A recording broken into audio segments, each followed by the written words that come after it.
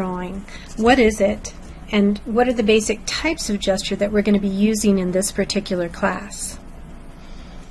Gesture drawing is a work of art that's defined by rapid execution. You can see in this bow, if you look, that it definitely has that feeling of a more studied drawing, and you can also see that they're really looking at edges. They're looking at all the edges that they're seeing in here, and that's basically a contour drawing.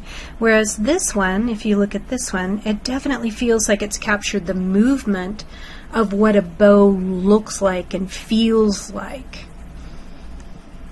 Typical situations involve an artist drawing a series of poses taken by a model in short amounts of time. This can be as little as 30 seconds or even 10 seconds and up to 5 minutes. But once you get over 5 minutes, you pretty much are starting to do an actual drawing and not really a gestural study.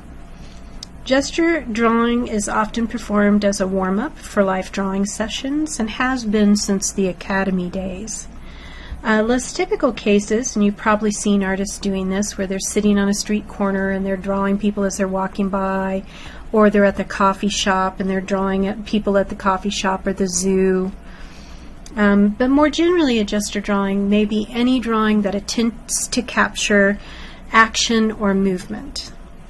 Gesture is a quick, all-encompassing overview of forms and their wholeness. So if we look at this bonsai tree, you can see, if you look here, do you see this definite dramatic curve that's in here? It's an action, almost like if you were to take your pencil and you were just going to run down this shape as fast as you possibly could, you would come up with this S curve and then put in the generalities of the bushes that are out here and maybe the line for where you see the back of this pot and the beginning, and you see that you have a gestural study of the actual bonsai tree very rapidly. You generally have its sense. When you approach a gesture drawing, it's really useful to consider structure versus detail, because remember, you're really trying to draw very fast without really focusing or laboring over details. The approach to gesture drawing is actually an exercise in seeing. You want to know that your hand is duplicating the motion of your eye, very much like what we were doing in blind contour drawing. But gesture drawing explores form and movement of the object in space as your eye is following that shape, and basically your pencil is just making those marks like really rapidly, following the marks that your eye is making on the actual object. Often it can look pretty realistic, but more often gesture drawings just have a sense of overall form. It doesn't have a lot of detail. It's not really an abstract drawing, and it's not really an outline. It doesn't really look realistic. It's not trying to be photographic.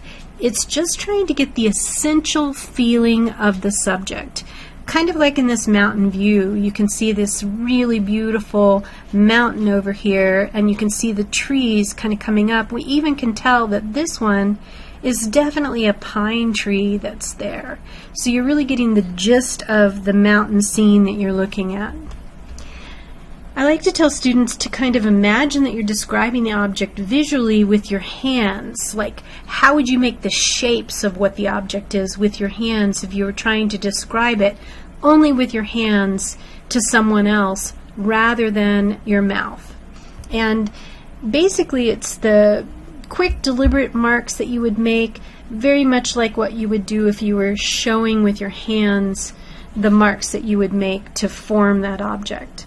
You want to look at the subject and you want to try and sum it up with as few marks as possible, because you just don't have time, and each mark should be something significant. So let's look at the cat that's over here on the right, and you can see very quickly, in just very few lines, really significantly captured the essence of that cat. In Kaiman Nicolaitis' drawing book, The Natural Way to Draw, he often states that in gesture drawing, you're not really trying to draw what the thing looks like. What you're trying to draw is what it's doing. So it's kind of the sense of the thing. By nature, all gesture drawing tends to be done rapidly, in quick succession. Once you develop the skill of gestural rendering, you can use it primarily for structural studies, but also for thumbnails and compositional studies that you might do in the drawing class that you're taking right now. There are so many types of gestures and lots of different applications that you can use. However, most gesture fits into two main categories, into mass, which is almost like the silhouette, and then line, and then mixtures of mass and line. Some combine. Gesture can also be broken down into categories of timing, like timed types, like a 30-second gesture or a 1-minute gesture. In the figure drawing class, which is one of the classes we teach here at CNM, you'll notice that we have a full day of just doing gesture drawings in the day, and the model just strikes a pose for every 1 minute. So you'll have hundreds of drawings in just, one class session, one 3-hour class session. So let's take a look at some of the different gestural types and applications. One by one, we're going to start with the two most common categories, line and mass, and then we'll look into some of the more untypical ones, but ones that we're going to be using in the drawing class. All right, I'll see you in the next video.